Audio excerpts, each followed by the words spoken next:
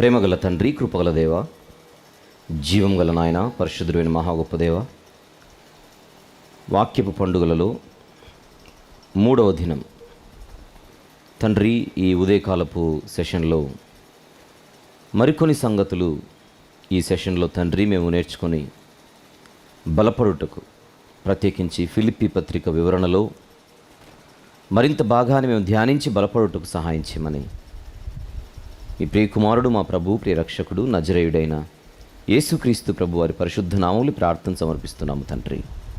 Amen, amen. ప్రభునందు ప్రియులారా, శ్రమల్లో సంతోషమా? మనిషికి ఇది సాధ్యమా? అసలు శ్రమలంటే ఏమిటి? వేటిని మనము శ్రమలుగా భావించాలి? వాటిని గురించి మనము ఆలోచిస్తూ ప్రయాణం చేస్తున్నాం. అందుకొరకు ప్రత్యేకంగా పరిశుద్ధ గ్రంథంలో ఒక పుస్తకాన్ని మనము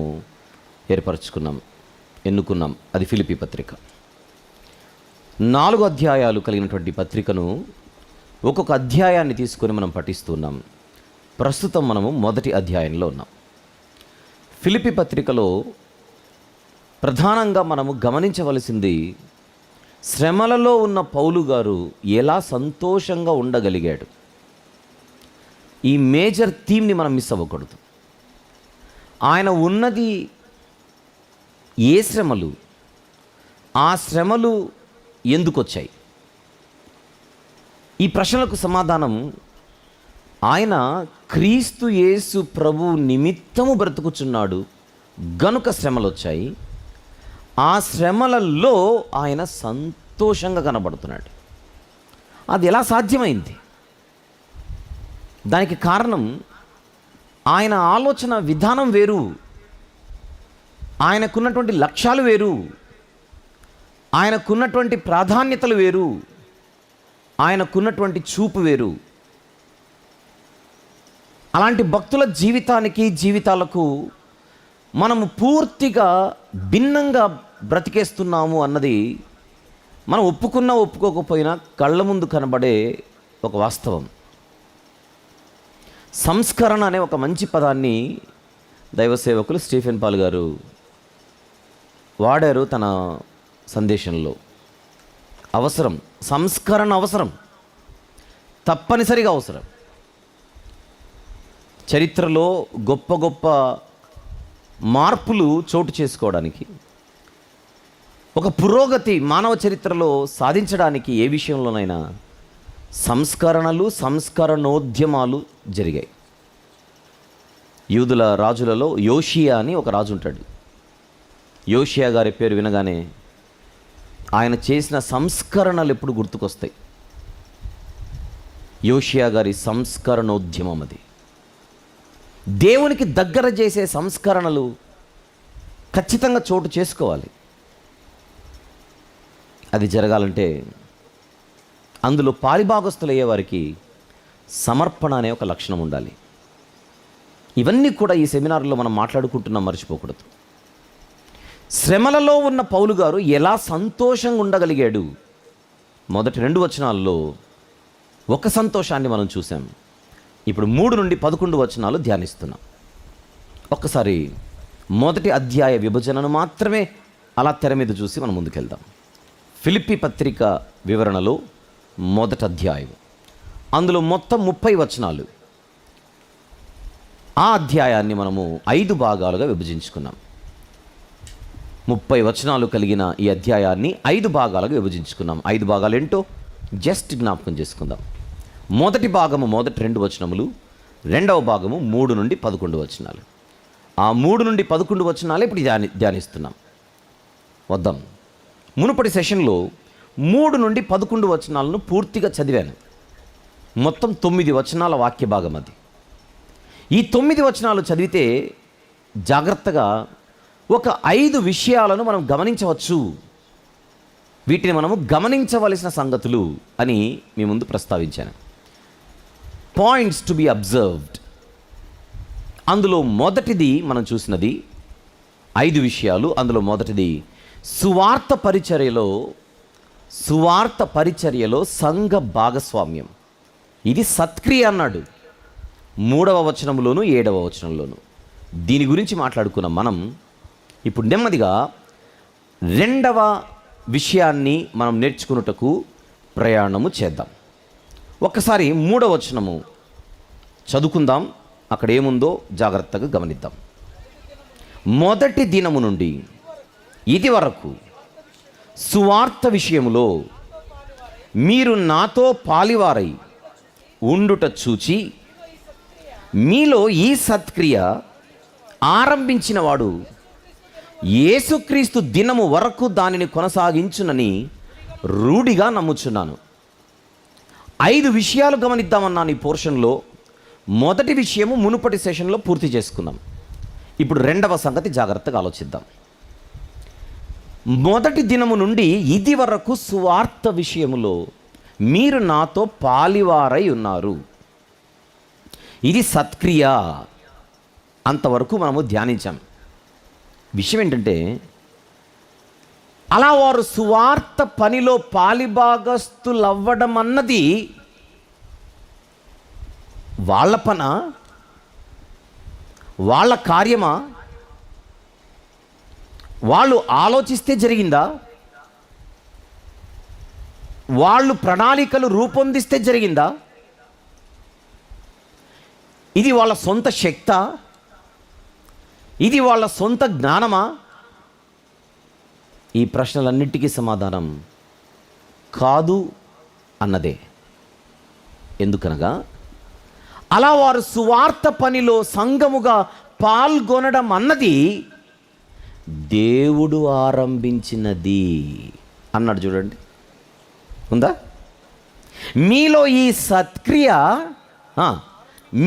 సత్క్రియ ఆరంభించిన వాడు దేవుడు. మీ గొప్పతనం కాదు. ఒకవేళ అది మీ గొప్పతనం అని మీకు అనిపిస్తే రేపొద్దున దానిని బట్టి అతిశయించే ప్రమాదం ఉంది. ఆ రోజుల్లో ఉన్న ఫిలిప్పీలోని సంఘము కానీ, ఆధునిక ప్రపంచంలో ఉన్న ఈరోజు మనము కానీ, సువార్త పరిచర్యలో మనము పాలిభాగస్తులయ్యే ఒక ధన్యత, ఒక భాగ్యం ఏదైతే ఉన్నదో అది మన కష్టం వలన దక్కింది కాదు. అది దేవుడిస్తున్న ధన్యత, అది దేవుడిచ్చే భాగ్యం. ఇది ప్రతి సంఘానికి దేవుడిస్తాడు, స్థానిక సంఘాలకు. ఆ సంఘంలో ఉండే ప్రతి విశ్వాసికి దేవుడు అవకాశం ఇస్తాడు. దానిని వినియోగించుకున్నవాడు ధన్యుడు. ముందుగా సిద్ధపరచిన సత్క్రియలు అన్నాడు బైబిల్లో. ఎవరు సిద్ధపరిచారు? ఈ సత్క్రియలను సిద్ధపరిచింది ఎవరు? మనిషి కాదు. అసలు సువార్త పని, సువార్త పరిచర్య అన్నది ఒక సత్క్రియ అయితే, ఈ సత్క్రియ అనేటువంటి ఈ వ్యవస్థను ప్రారంభించినది దేవుడు. ఆయనే ఆరంభకుడు. అందుచేత ఎప్పుడైనా మనము దేవుని పనిలో పాలిభాగస్తులయ్యే ఒక అవకాశం దక్కితే అది దేవుడిస్తున్న అవకాశం అనే భావించాలి. కానీ నన్ను చడిగారు కదా పార్టిసిపేట్ చేయమని మనము కొండెక్కి కూర్చోకూడదు, డిమాండ్ చేయకూడదు. అది భాగ్యం, అది ధన్యత. ఈ మెంటాలిటీ అవసరం. నేను లేకపోతే ఏం జరగవండి, నేను లేకపోతే ఏమి జరగవండి, నేను ఉండాలి. నేను లేకపోతే ఏమి జరగవు, నా బాధ్యత ఇది అనుకుంటే అది వేరు సంగతి. అతిశయంగా దాని గురించి ఫీల్ అయిపోయి, ఇది నా గొప్పతనం అన్న ఫీలింగ్ ఎప్పుడైతే మనకు వస్తుందో మనం వాక్య ప్రకారంగా బతుకుచున్నట్టు కాదు. ఇది దేవుని శక్తి. బబులోను చెర నుండి పారసీక చక్రవర్తి అయిన కోరెషు అన్న ఆయన అనుమతినిచ్చిన తర్వాత, దేవుని ప్రేరణను బట్టి మందిర నిర్మాణం కొరకు వచ్చి యూదులు పునాది వేసి ఆపేశారు. ఎన్నో అడ్డంకులు, ఎన్నో ఆటంకాలు. అప్పుడు దేవుడు హగ్గయి, జకర్యా అనేటువంటి ప్రవక్తలు నిలబెట్టి బబులోను చెర నుండి తిరిగి వచ్చినటువంటి ఆ బృందం ఏదైతే ఉన్నదో మందిర నిర్మాణం కోసం, ఆ బృందానికి నాయకుడైన జెరుబ్బాబెలు గురించి, ఆ ప్రాజెక్ట్ గురించి ప్రవక్త ద్వారా దేవుడు ఏమని వ్రాయిస్తున్నాడో ఒకసారి చూద్దాం. పలు సందర్భాలలో ఆ వచనాన్ని ఎక్కువగా క్రైస్తవ సంఘాలు చదువుకుంటూ ఉంటాయి. జకర్యా గ్రంథం 4వ అధ్యాయం. జకర్యా గ్రంథము 4వ అధ్యాయం 6 నుండి 7 వచనములు ఒక్కసారి చూద్దాం. 6 నుండి 7 వచనములు. అప్పుడు అతడు నాతో ఇట్లా నేను, జెరుబ్బాబెలునకు ప్రత్యక్షమగు యెహోవా వాక్కు ఇదే, శక్తి చేతనైనను బలము చేతనైనను కాక నా ఆత్మ చేతనే ఇది జరుగునని సైన్యములకు అధిపతియగు యెహోవా సెలవిచ్చెను. ఏమిటది? మందిర పని. మందిర పని సబ్జెక్ట్ అక్కడ. మందిర పని జరగాలనంటే మానవ శక్తి సరిపోదు, మానవ బలము సరిపోదు, మానవ జ్ఞానము సరిపోదు, మానవ ప్రయత్నాలు సరిపోవు. అది దేవుని ఆత్మచేతనే సాధ్యమవుతుంది. మీటింగ్స్ జరుగుతున్నాయి ఇక్కడ. ఎవరి గొప్పతనం వలన? ఈ ప్రశ్నకు సమాధానం ఎవరి గొప్పతనము వలన కాదు. మానవ శక్తితో జరిగేది కాదిది. ఎన్నో ప్రతికూలతలు, ఎన్నో ఇబ్బందులు, వీటన్నిటినీ నెమ్మదిగా తొలగించుకుంటూ ఇక్కడ వరకు సెమినార్ వచ్చింది అనంటే ఇది ఎవరి గొప్పతనం, ఎవరి శక్తి, ఎవరి బలం? దేవునిది.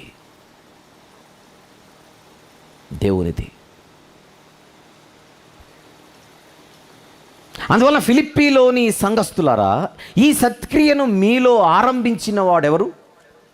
దేవుడు.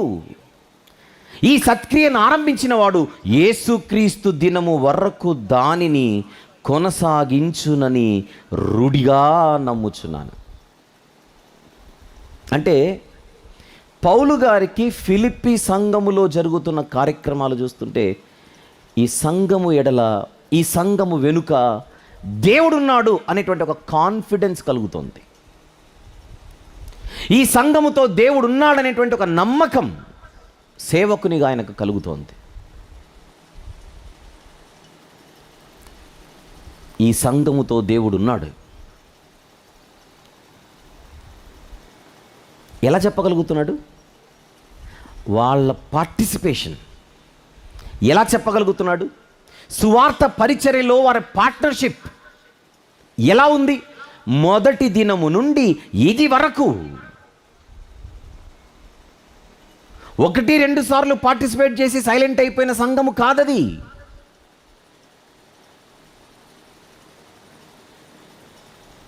Continuous process. It's a continuous process. సువార్త పనిలో పాలిభాగస్తులుగా ఉండడం అన్నది కంటిన్యూస్ ప్రాసెస్.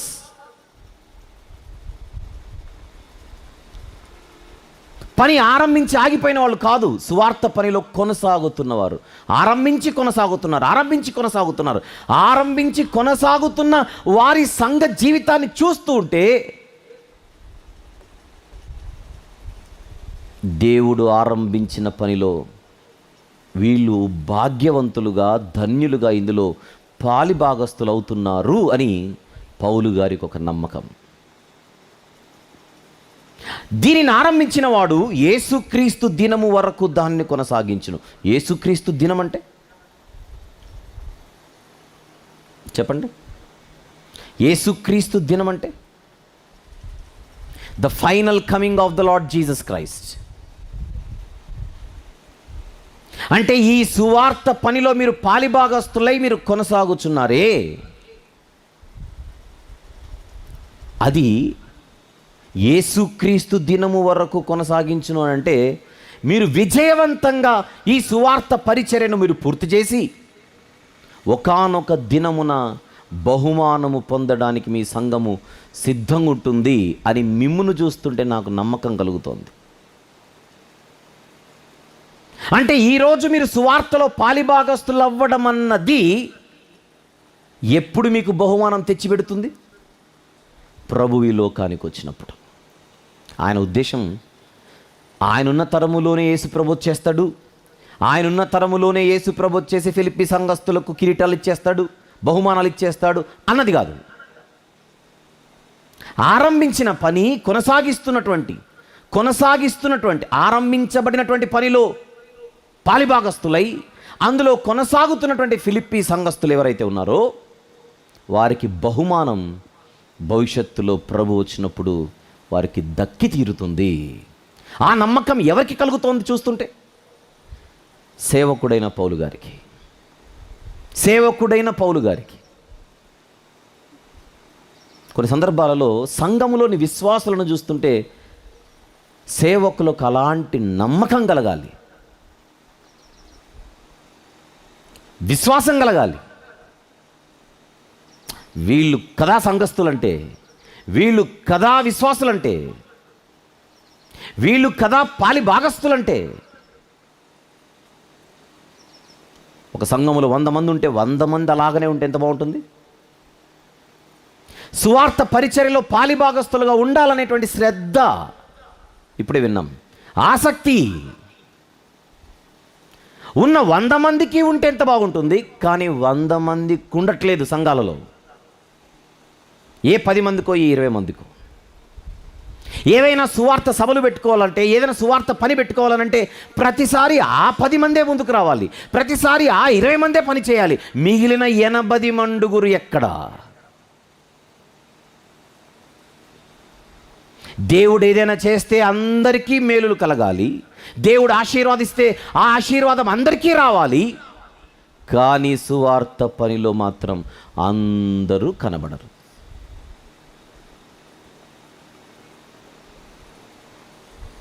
అందుకే ఆ సంఘాలను నడిపించే సేవకులకు కూడా కొంతమందిని చూస్తుంటే భలే కాన్ఫిడెన్స్ వస్తుంటుంది, వీళ్ళకి కాకపోతే పరలోకం ఎవరికి వస్తుందని. కొంతమందిని చూస్తుంటే ఆ కాన్ఫిడెన్స్ కలుగుతూ ఉంటుంది, కొంతమందిని చూస్తుంటే భయం వేసిపోతుంటుంది.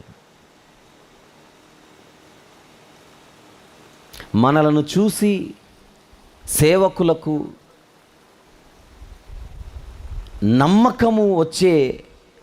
నమ్మకము పరలోక ప్రయాణములో వీళ్ళు విజయవంతంగా ఉన్నారు అనేటువంటి ఒక నమ్మకం కలిగేలా మన సంఘ జీవితం ఉందా? కష్టమే, ఇలాగైతే కష్టమే, పరలోకం రావడం కష్టమే అని అనిపించేలా మన జీవితాలు ఉన్నాయా? పరిశీలించుకోవాలి. ఫిలిప్పీ సంఘస్థులను చూస్తుంటే పౌలు గారికి కాన్ఫిడెన్స్,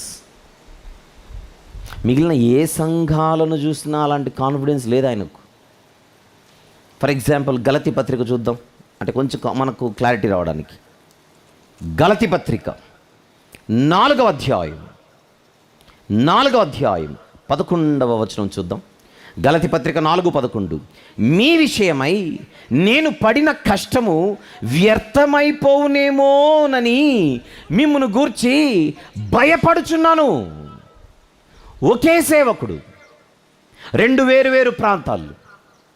ఒక ప్రాంతములోని సంఘస్థులను చూస్తుంటే భయం వేస్తోంది, మరొక ప్రాంతములోని సంఘస్థులను చూస్తుంటే నమ్మకం కలుగుతోంది. అక్కడ సంఘమే, ఇక్కడ సంఘమే.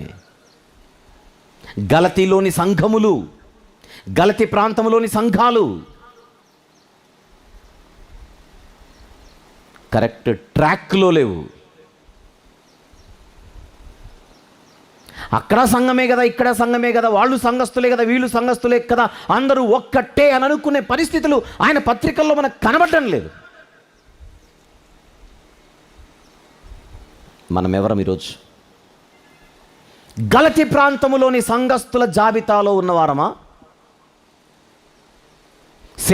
ప్రయాస, సేవకుల కష్టం మన జీవితాలలో వ్యర్థమైపోయేటువంటి పరిస్థితిలో ఆ జాబితాలో ఉన్నామా? మనకు వాక్యము చెప్పి మనల్ని నిలబెడుతున్నటువంటి సేవకులకు మనల్ని చూస్తుంటే నమ్మకము కలిగేలా, నమ్మకము, ధైర్యము కలిగేలా, ధైర్యం, ఆనందం కలిగేలా ఈరోజు మన సంఘ జీవితం ఉందా? గాస్పల్ పార్ట్నర్షిప్ ఉందా?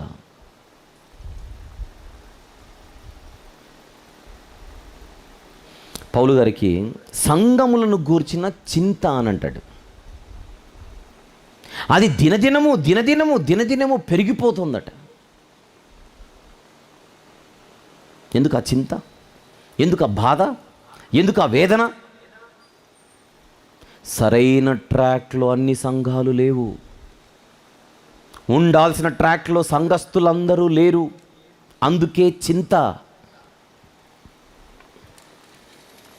కానీ ఫిలిప్పీ సంఘస్థుల విషయంలో మాత్రం ఆయన నమ్మకం, ధైర్యం, ఇంకా ఆనందం. ఆనందం.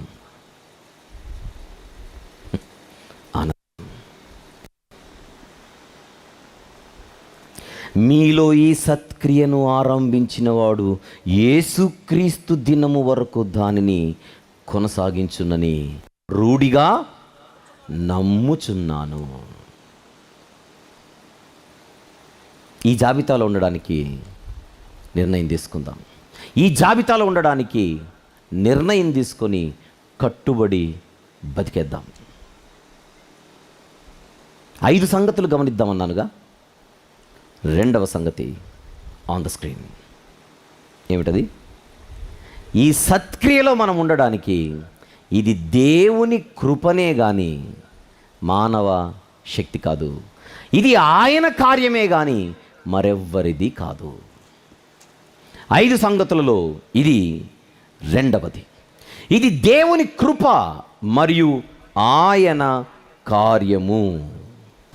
ఈ సెమినార్లో ఎందరైతే పాలిభాగస్తులై ఉన్నారో, నాతో సహా మనందరం ఏ భావనతో ఉండాలి? ఈ సత్క్రియలో నేను పాలిభాగస్తునిగా ఉండుటకు ఇది దేవుడు నా ఎడల చూపిన కృప. ఇది ఆయన కార్యం. ఇది దేవుని కృప.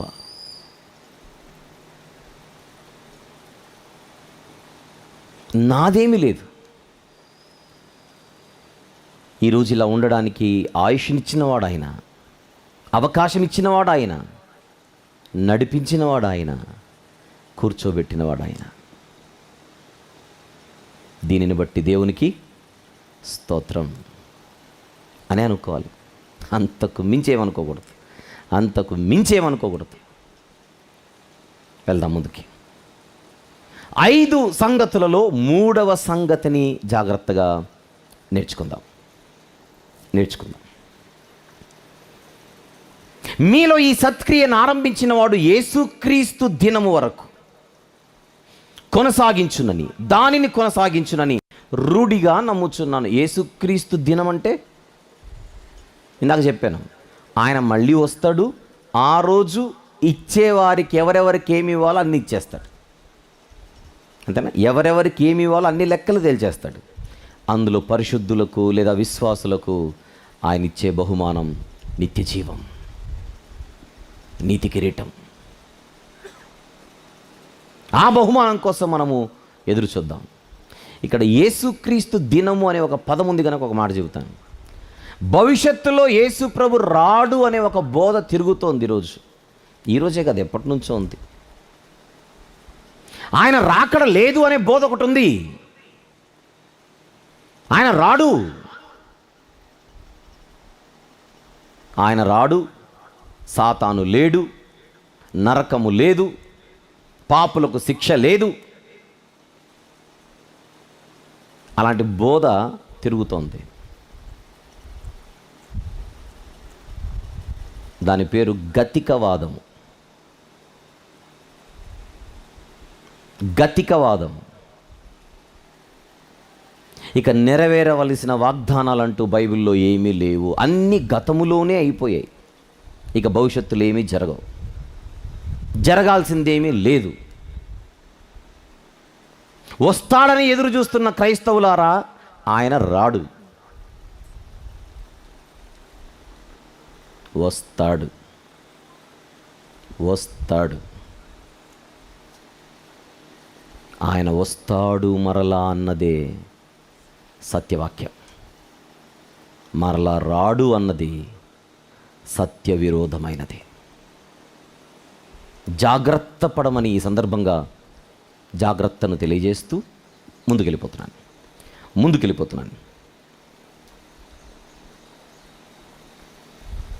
3వ వచనం నుండి 11వ వచనం వరకు ధ్యానిస్తున్నాం. 5 సంగతులు నేర్చుకుందాం అన్నాను.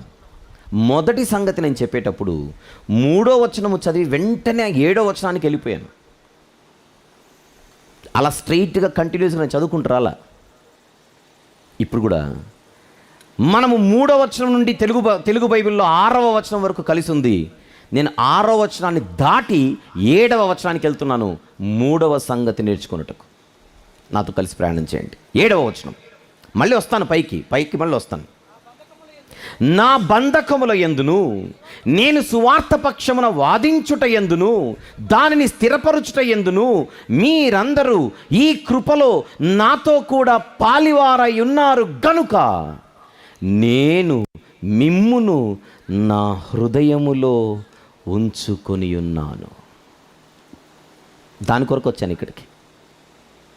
ఫిలిప్పీ సంఘస్థులు పౌలు గారి జీవితంలో ఎక్కడున్నారు? You are in my heart. హృదయం, మీరు నా హృదయములో ఉన్నారు. ముందుగానే ఒక మాట చెబుతాను. కొరింథీలోని సంఘం, గలతీ ప్రాంతాల్లోని సంఘాలు, గలతీ ప్రాంతంలో ఉన్న సంఘాలు, తెస్సలోనికలోని సంఘం, ఇలా ఎన్నో సంఘాలు ఉన్నాయి. కానీ పౌలు గారి హృదయానికి అన్నిటికంటే చాలా దగ్గరగా ఉన్న సంఘమే మనం మాట్లాడుకుంటున్న ఫిలిప్పీలోని సంఘం. అందరూ సంఘస్థులే, కానీ వీళ్ళ ప్రవర్తన అనుకోండి, వీళ్ళ భక్తి అనుకోండి, వీళ్ళ జీవితం అనుకోండి, సువార్తలో వారు వారు వారు పాలు పుచ్చుకోవడం అనుకోండి, ఇవన్నీ కూడా ఈ సేవకుని హృదయంలో వారికి ఒక ప్రత్యేకమైన స్థానాన్ని తీసుకొని వచ్చాయి. ఏమన్నాడు చివరన? నేను మిమ్మును ఎక్కడ ఉంచుకొని ఉన్నాను? నా హృదయములో ఉంచుకొని ఉన్నాను. ఇందుచేత మిమ్మునందరిని గూర్చి ఈలాగు భావించుట నాకు ధర్మమే. 8వ వచనం కూడా చూద్దాం. క్రీస్తు యేసు యొక్క దయారసమును బట్టి మీ అందరి మీద నేనెంత అపేక్ష కలిగి ఉన్నానో దేవుడే నాకు సాక్షి. మీరు నాకు అంత ప్రియులు. నా హృదయములో కొలువు తీరిన సంఘం మీది. నా హృదయంలో కొలువు తీరిన సంఘస్థులు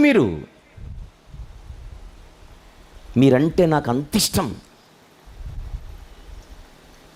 మీ ఎడల నాకున్న అపేక్ష ఎంతటిదో అది నేను మాటల్లో చెప్పలేను.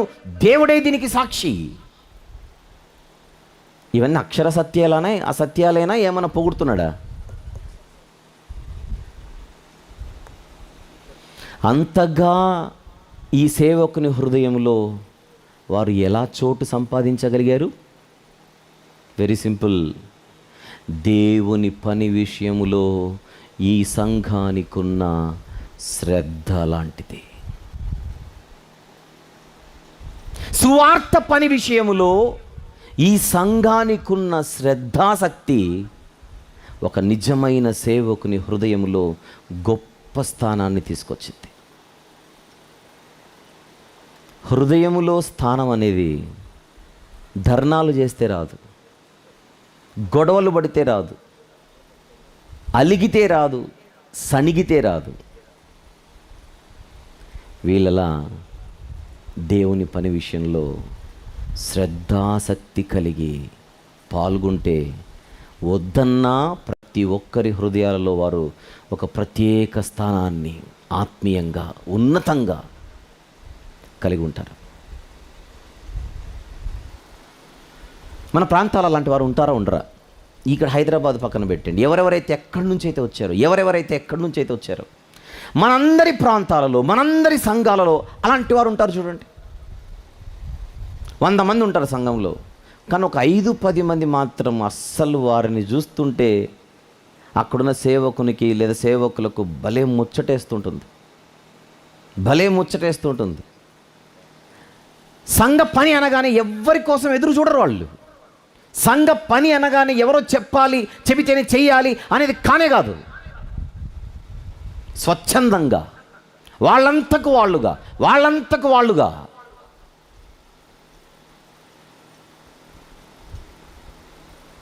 ఉంటారా ఉండరా అని అడుగుతున్నాను.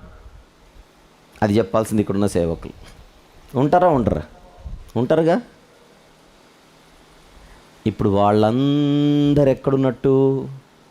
సేవకుల హృదయాలలో కొలువు తీరారు.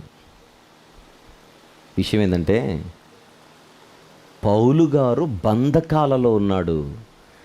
బంధకాలలో ఉన్న పౌలు గారికి ఫిలిప్పీ సంఘముతో ఉన్న బంధం గుర్తొస్తుంది. మళ్ళీ బంధకాలలో ఉన్న పౌలు గారికి ఈ సంఘస్థులతో ఆయనకుండే బంధం గుర్తొస్తుంది. ఆ బంధం గుర్తొస్తుంటే ఆనందం తన్నుకుంటూ వస్తుంది. శ్రమలలో సంతోషంగా ఉన్నాడు. ఎలా? సువార్త పనిలో రాజీ పడకుండా, శ్రద్ధాసక్తులు కలిగి, అలు పెరగకుండా పాలిభాగస్తులయ్యే కళ్ళ ఎదురుగా కనబడే విశ్వాసులను చూస్తుంటే తన శ్రమలన్నిటినీ పక్కన పెట్టి వారి ఎదుగుదలను చూసి, వారి పురోగతిని చూసి ఆయన ఎంతో ఆనందిస్తున్నాడు. సాధ్యమా చెప్పండి? సంతోషము సాధ్యమా? శ్రమలలో సంతోషము మనిషికిది సాధ్యమా? సాధ్యమే. ఎప్పుడూ సంతోషించే ఫలాలు కళ్ళెదురుగా కనబడుతుంటే అవి చూసి మనం ఆనందించకపోతే ఎలా? ఎండనక వాననక తడిచి, ఎండి, చెమటోడ్చి పిల్లల కొరకు కష్టపడే తండ్రి కళ్ళ ముందు ఆ పిల్లలు ఎదుగుతుంటే, కళ్ళ ముందు ఆ పిల్లలు పురోగతిలో కనబడుతుంటే తన కష్టానంతటిని ఏం చేస్తాడు? మర్చిపోతాడు. తన కష్టానంతటిని పక్కన పెట్టి ఆ బిడ్డను చూస్తూ బతికేస్తాడు. ఆ బిడ్డను చూస్తూ 9 మాసాలు ఎంతో కష్టపడి బిడ్డను ప్రసవించింది తల్లి. కళ్ళ ముందు బిడ్డను చూడగానే ఈ కష్టానంతటిని మర్చిపోతుంది. బిడ్డను ప్రసవించడం శ్రమనే. ఎలా మర్చిపోయింది ఆమె? ఎలా సంతోషంగా ఉంది? కళ్ళ ముందు కనబడుతున్న ఆ బిడ్డను చూసి. సాధ్యమా? సాధ్యమే. క్రీస్తు నిమిత్తము బ్రతికితే శ్రమలు తప్పదు. ఆ శ్రమలు పడుతూ సంతోషంగా ఎలా ఉండగలం అన్న ప్రశ్నకు సమాధానం పౌలు గారు ఫిలిప్పీ సంఘస్థులను చూస్తూ సంతోషపడుతున్నాడు. ఇది పౌలు గారికి ఆ సంఘముతో ఉండే అనుబంధం.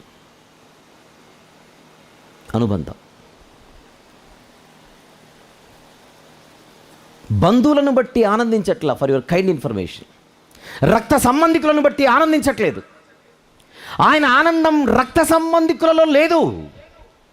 ఆయన సంతోషం బంధువులలో లేదు. ఆయన ఆనందం, ఆయన సంతోషం సువార్త పనిలో చురుకుగా, ఉజ్జీవంగా, ఉత్సాహంగా పాల్గొనే వారిని చూస్తుంటే వీళ్ళు కదా నా వారు.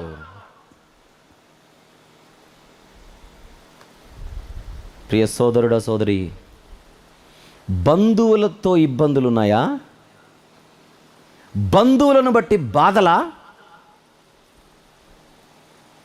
తెలిసిన వారిని బట్టి బాధలా? పరిచయస్తులను బట్టి ఇబ్బందులా? వాటిని బట్టి మనము కృంగిపోతున్నామా ఈరోజు? అలాగైతే మన మైండ్ సెట్ మారాలి. వాళ్ళు మనకు రక్త సంబంధికులై ఉండొచ్చు, వారితో మనకు బంధుత్వం ఉండొచ్చు, కానీ పరలోక దేవుని పనిలో మన కళ్ళ ముందు మనతో కలిసి తిరిగేవారు ఉన్నారే. పరలోక దేవుని పనిలో, సువార్త పనిలో ప్రతిరోజు మనతో కలిసి తిరిగే వాళ్ళు ఉన్నారే. మూడోసారి, మనతో కలిసి సువార్త పనిలో రాజీ పడకుండా తిరిగే వాళ్ళు ఉన్నారే. వాళ్లకు మించిన బంధువులు మనకు లేరు. వాళ్లకు మించిన రక్త సంబంధికులు మనకు లేరు. తోబుట్టువులతో ఉండేది రక్త సంబంధం, అది మానవ రక్త సంబంధం.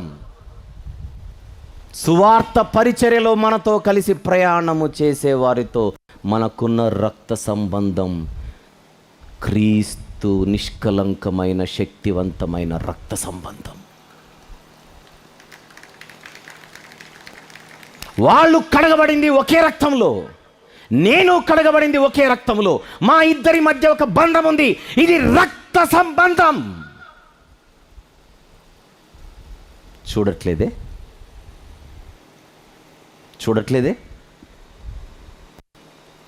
మానవ రక్త సంబంధాన్ని బట్టి మనము పొంగిపోవడమో కృంగిపోవడమో చేస్తూ ఉన్నాం. తప్పు. క్రీస్తు రక్త సంబంధికులు మనతో ఉన్నారు. చూద్దాం. కయీను, హేబేలులు మానవ రక్త సంబంధికులు. ఇద్దరూ మరణించారు. ఒక ఆయన ఒక్క చోటు ఉన్నాడు, ఇంకొక ఆయన ఇంకొక చోటు ఉన్నాడు.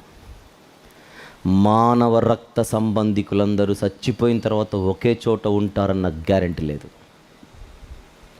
క్రీస్తు రక్తములో కడగబడి ఆయన రక్తాన్ని పంచుకుని, ఆయన రక్తము వలన బంధం ఏర్పడిన వాళ్ళం మనం ఎవరమైతే ఉన్నామో, మనము చచ్చిపోయినా ఒకే చోటు ఉంటాం. ఈ బంధమే పెద్దది, ఈ బంధమే గొప్పది. దీనికి మించిన బంధుత్వం లేదు, దీనికి మించిన బంధము లేదు. ఆనందిస్తే వీళ్ళని చూసి ఆనందించాలి, కానీ వాళ్ళని చూసి బాధపడడం ఏంటి? చండాలంగా. పండక్కు పబ్బాలకు కలుసుకునే బంధుత్వం గురించి కాదు నేను మాట్లాడేది. పెళ్ళిళ్ళకు, ఫంక్షన్లకు మనము కనబడితే హలో, హాయ్, బాయ్ అని చెప్పుకునే బంధుత్వాల గురించి కాదు. పెళ్ళిళ్ళల్లో, ఫంక్షన్లలో, పండుగలలో, పబ్బాలలో కలుసుకునే బంధుత్వం గురించి కాదు. సువార్త పరిచర్యలో మనతో కలిసి నిత్యము ప్రయాణము చేసే మన ఆత్మ బంధువులు, ఆత్మీయ బంధువులు మన చుట్టే ఉన్నారు. వాళ్ళని చూస్తే శ్రమలనన్నిటినీ మర్చిపోవాలి. వాళ్ళతో మనకున్న బంధాన్ని చూస్తుంటే బంధకాలను ఎడంకాలతో తన్నాలి.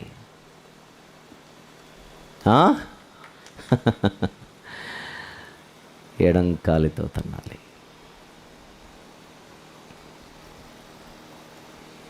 ఎంత గొప్ప వాక్యం ఇది! మన మనసును మార్చే వాక్యం, మన చూపును మార్చే వాక్యం, మన దృష్టిని మార్చే వాక్యం. మార్చే వాక్యం మన చేతిలో ఉండగా మారకపోతే మనంత దౌర్భాగ్యులు ఇంకొకరు లేరు. మార్చే వాక్యము మన సమీపాన, మన చేతిలో ఉండగా మారకపోతే దండగే, వ్యర్థమే. బంధకాలలో ఉన్న ఆయన ఆనందిస్తున్నాడు. ఈ వే ఆఫ్ లైఫ్ మనకు కావాలి. ఈ వే ఆఫ్ లైఫ్. ఎన్ని మాట్లాడుకున్నాం? రెండు మాట్లాడుకున్నాం, ఇప్పుడు మూడోది మాట్లాడుకుంటున్నాం. ఆ మూడోది ఏంటో స్క్రీన్ మీద చూద్దాం. ఫిలిప్పీలోని సంఘముతో పౌలు గారి అనుబంధం. 3వ వచనం, 7వ వచనం, 8వ వచనం. ఫిలిప్పీలోని సంఘముతో పౌలు గారి అనుబంధం. అనుబంధం.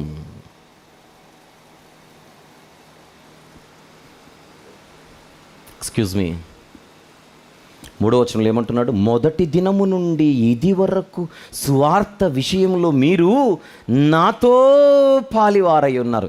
ఎంత క్లోజ్గా మాట్లాడుతున్నాడు ఆ మాట చూడండి. నాతో మీరు పాలివారైన వారు.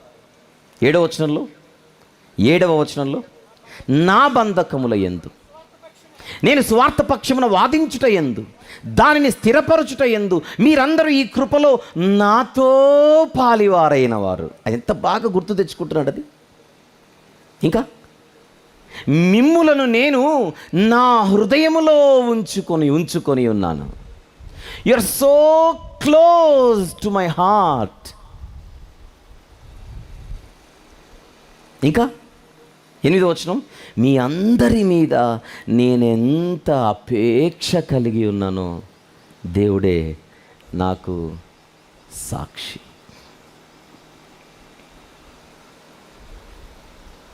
ఎంతో కాలంగా నేను వివిధ ప్రాంతాల్లో ఇక్కడున్న సేవకుల వలె స్వార్థ పరిచయలో తిరిగేటప్పుడు నాకు కూడా నా హృదయానికి చాలా దగ్గరగా ఉండే కొన్ని సంఘాలు ఉన్నాయి. నా హృదయానికి చాలా దగ్గరగా ఉండే సంఘాలు. వారి గురించి నేను ఆలోచించడం అనిపిస్తుంది. నిజంగానే చెబుతున్నాను. వాళ్ళ ప్రాంతానికి నేను వెళ్ళాలంటే సేవ కోసమే కాదు, ప్రయాణంలో అలిసిపోయి ఒకవేళ అర్ధరాత్రి 12, 1 గంట, 2 గంటలకైనా వాళ్ళకు ఫోన్ చేసి నేను వస్తున్నాను అని చెబితే చాలు. అంటే కొంతమందికి ఫోన్ చేయాలంటే ఆలోచిస్తాంగా, అమ్మో ఈ టైంలో మనం చేయొచ్చో లేదో అన్నట్టు కొన్ని ఉంటాయి కదా.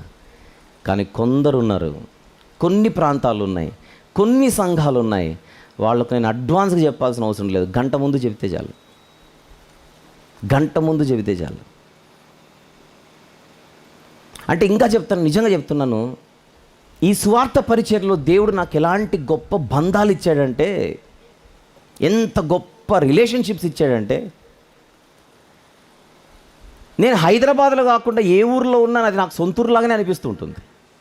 నిజం ఇది. ఎన్నోసార్లు చెప్పాను కూడా. నేను వేరే ఇంట్లో ఉన్నట్టు లేదండి, వేరే ఊరిలో ఉన్నట్టు లేదండి, నేను సొంత ఇంట్లోనే సొంత ప్రాంతంలో ఉన్నట్టే ఉంటుంది నాకు. ఏదో కొత్త వాళ్ళతో ఉన్నట్టుగా ఉండదు.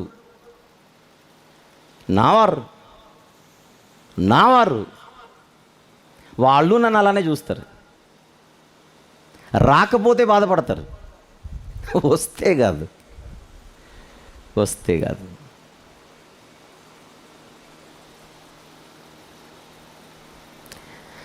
ఈ ఫెలోషిప్లో మనకేం దొరుకుతోంది? ఆనందం, సంతోషం. ఆనందం, సంతోషం. ఎందుకో చెప్పనా?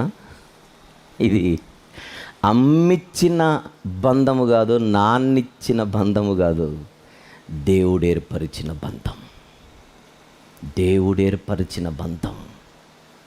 అది చాలా బలము గలది.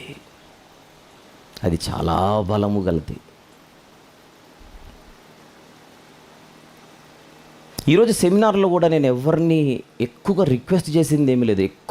ఏం చేయలేదు. సెమినార్ ఉంది, మనం ఏం చేయగలిగితే అది చేద్దామా అన్నాను అంతే. చేద్దామా.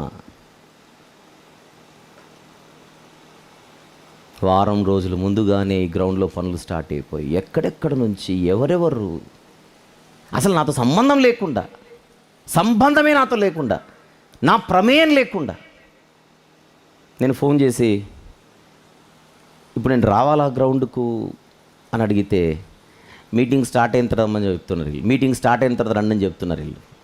No tension, only attention. నేను థ్యాంక్స్ అని చెబితే నో మెన్షన్ అంటున్నారు వాళ్ళు. ఏమిటి ప్రేమ, ఏమిటి బంధం, దేవుడిచ్చిన బంధం.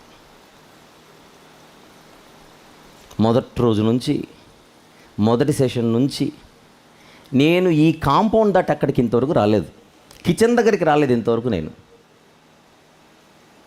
యంత్రంలాగా పనులు అయిపోతున్నాయి. ఇక్కడే కాదు అక్కడైనా కంప్లీట్గా నాకు ఇక్కడే అయిపోతుంది. ఈ చుట్టే, ఈ స్టేజ్ దగ్గరే నా పనంతా. మీటింగ్ జరగాలంటే స్టేజ్ ఒక్కటి ఉంటే సరిపోదుగా, చాలా స్టేజ్లు ఉండాలి. ఇప్పుడు అక్కడ ఎవరు చేస్తున్నారు, ఏమి చేస్తున్నారు, ఎలా చేస్తున్నారు పట్టించుకునేంత సమయం లేదు. ఇక్కడే నా టైం అంతా అయిపోతుంది. కానీ నేను రావలసిన అవసరతే లేకుండా పనులు జరిగిపోతున్నాయి. నేను రావలసిన, చూడవలసిన, పరిశీలించవలసిన అసలు అవసరతే లేకుండా, ఇది 8వ వాక్యపు పండుగలు. నేను ఒక్కొక్కసారి మొదటి వాక్యపు పండుగలు గుర్తు చేసుకుంటుంటాను. మొదటి వాక్యపు పండుగలలో మై ఏకిత ఒక్కడే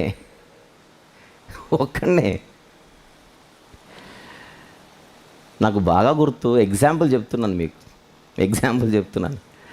మొదటి వాక్యపు పండుగలలో ఒక ఆయన వచ్చి బండి ఆపాడు, 2 వీలర్ ఆపిన ఆయన అక్కడున్న ఒక కుర్రోడికి, వాడు మనిషే కానీ మనిషిలా ప్రవర్తించాడు. పోయి వాడికిచ్చాడు కీ. ఇప్పుడు మారిపోయాడు. Very good. అంటే చిన్నపిల్లప్పుడు ఉంటాయి కదా కొన్ని పిల్ల చేష్టలు ఉంటాయి కదా. ఈ కీ తీసుకొని ఆ అంకుల్కి ఇవ్వరా అని చెప్తే వీడు అంకుల్కి ఇవ్వకుండా వీడు వేసుకొని వెళ్ళిపోయాడు బండి. స్టేజ్ మీద లాస్ట్ డే రాత్రి మీటింగ్ జరుగుతుంది. వీడు వెళ్ళిపోయినట్టు రావచ్చుగా, మధ్యలో ఒక చిన్నోడిని కొట్టేశాడు. సైకిల్లో పోయేవాడిని కొట్టేశాడు. కరెక్ట్గా వాళ్ళింటి ఎదురుగా కొట్టేశాడు. కొట్టేసినోడు ఏదో ఒకటి చేయాలగా బండి పడేసి వెళ్ళిపోయాడు. మీరు ఆలోచించండి, బండి పడేసి వెళ్ళిపోయాడు. ఆ ఇంటోళ్ళు పారిపోయినోడిని పట్టుకోలేదు, పడిపోయిన బండి తీసుకొని వెళ్ళిపోయారు.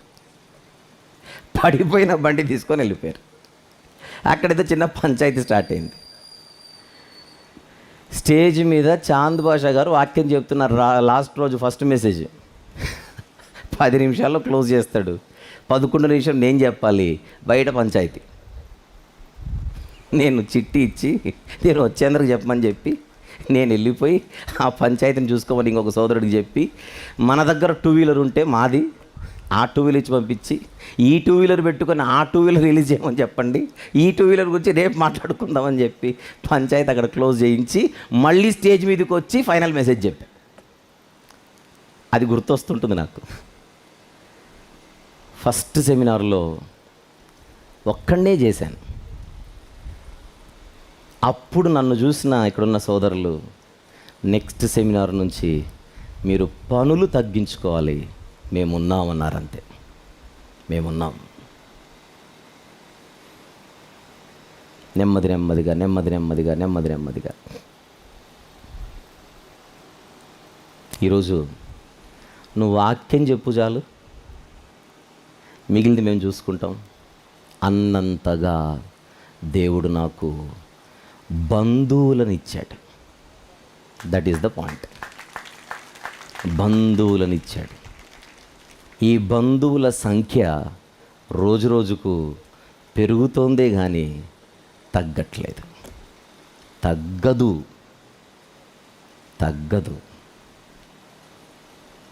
ఇప్పుడు చెప్పండి, నాకు సేవలో ఎక్కడైనా ఇబ్బందులు కానీ, ఇరుకులు కానీ, అవమానాలు కానీ, అపనిందలు కానీ, శ్రమలు కానీ ఒకవేళ వస్తే బాధపడాల్సిన కర్మ లేదు, బాధపడాల్సిన అవసరత లేదు. కారణం, పనికిరాని మాటలు మాట్లాడే వారిని కాదు నేను చూడాల్సింది, స్వార్థ పనిలో నాతో కలిసి ప్రయాణం చేసేవారిని. ఇది బైబిల్ నాకు నేర్పిన పాఠం. ఈ పాఠం పేరు శ్రమలలో సంతోషమా వంశీ, ఇది నీకు సాధ్యమా? నేను అన్నాను, ఇది చదివి సాధ్యమే ప్రభువా, సాధ్యమే. నేను ఆనందిస్తానే కానీ ఆవేదనకు లోను కాను కాను కాను. ఆ మైండ్ అలా మారాలి, మైండ్ అలా మారాలి. 5 సంగతులు, 3 సంగతులు మాట్లాడుకున్నాం. ఆ 3 ఏంటో చూద్దాం. 1 ఆన్ ద స్క్రీన్, సువార్త పరిచర్యలో సంఘ భాగస్వామ్యం. 2 ఇది దేవుని కృప మరియు ఆయన కార్యము. 3 ఫిలిప్పీలోని సంఘముతో పౌలు గారి అనుబంధం. మిగిలిన 2 విషయాలు మరుసటి సెషన్లో మాట్లాడుకుందాం. ప్రార్థన చేసుకుందాం. దేవా, జీవం గల నాయన, పరిశుద్ధమైన మహా, ఈ 3వ రోజు ఉదయకాలపు సెషన్లో మేము నేర్చుకున్నట్టుకు మీరు మాకు ఇస్తున్నటువంటి పాఠాలను బట్టి స్తుతులు చెల్లిస్తున్నాము నాయన. మా జీవితంలో మీ పరిచర్యలో ఉండడం అది మీ కృప, మా గొప్పతనం కాదు. అది మీ కార్యం, మా మంచితనము కాదు. ఈ క్రమంలో తండ్రి, మా మధ్య మీరు ఏర్పరిచినటువంటి క్రీస్తు రక్త సంబంధం అది ఎంత శక్తివంతమైనదో మేము గుర్తిరిగి అందును బట్టి ఆనందిస్తూ, అవసరము లేని వాటిని బట్టి ఆవేదన చెందక ఈ మనస్తత్వముతో మేము ప్రయాణం చేయుటకు మమ్మల్ని బలపరచమని, విత్తబడిన ప్రతి మాట మా అందరి హృదయాలలో నూరంతలుగా ఫలించుటకు సహాయం చేయమని వేడుకోవచ్చు. మీరిస్తున్న ఆహారాన్ని భుజించి శక్తి నుండి త్వరితగతిన ఇక్కడికి చేరుకొని మరెన్నో సంగతులు మేము మాట్లాడుకున్నట్టుకు సహాయం చేయమని యేసు ప్రభు వారి పరిశుద్ధ నామములోనే ప్రార్థన అడిగి వేడుకొనుచున్నాము తండ్రి. Amen, amen.